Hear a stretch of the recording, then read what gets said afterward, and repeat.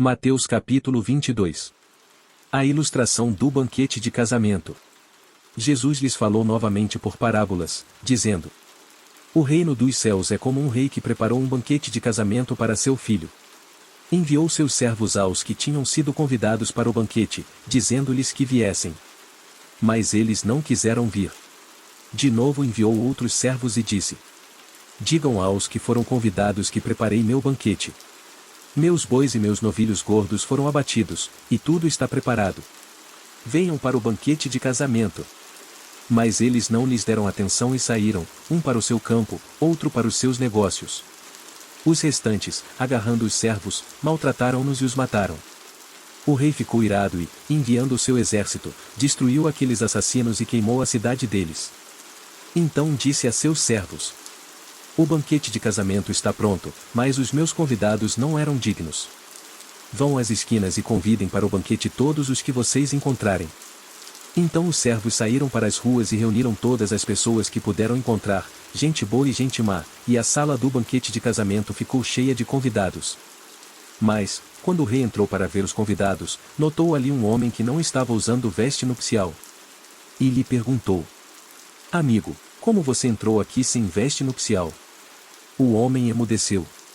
Então o rei disse aos que serviam: Amarrem-lhe as mãos e os pés, e lancem-no para fora, nas trevas.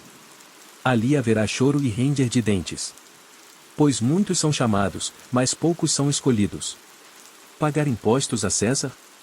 Então os fariseus saíram e começaram a planejar um meio de enredá-lo em suas próprias palavras. Enviaram-lhe seus discípulos junto com os herodianos, que lhe disseram: Mestre, sabemos que és íntegro e que ensinas o caminho de Deus conforme a verdade. Tu não te deixas influenciar por ninguém, porque não te prendes à aparência dos homens. Dize-nos, pois, qual é a tua opinião? É certo pagar imposto a César ou não?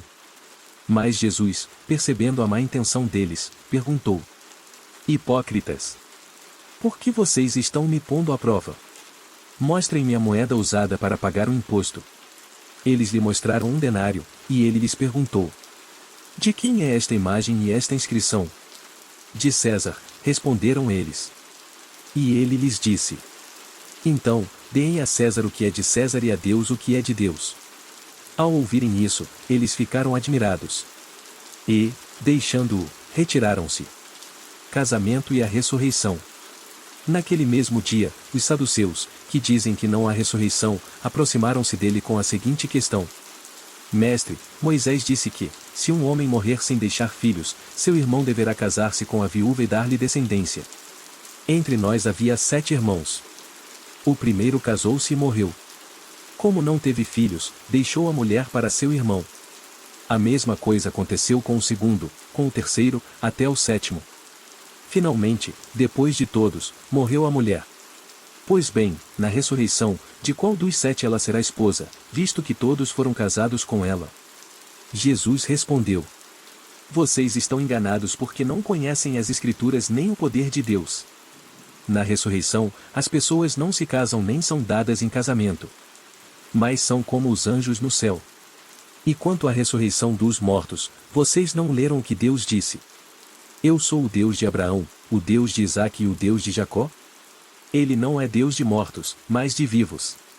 Ouvindo isso, a multidão ficou admirada com o seu ensino. O maior mandamento. Ao ouvirem dizer que Jesus havia deixado os saduceus sem resposta, os fariseus se reuniram.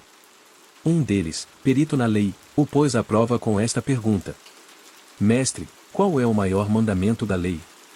Respondeu Jesus: Ame o Senhor, o seu Deus de todo o seu coração, de toda a sua alma e de todo o seu entendimento. Este é o primeiro e maior mandamento.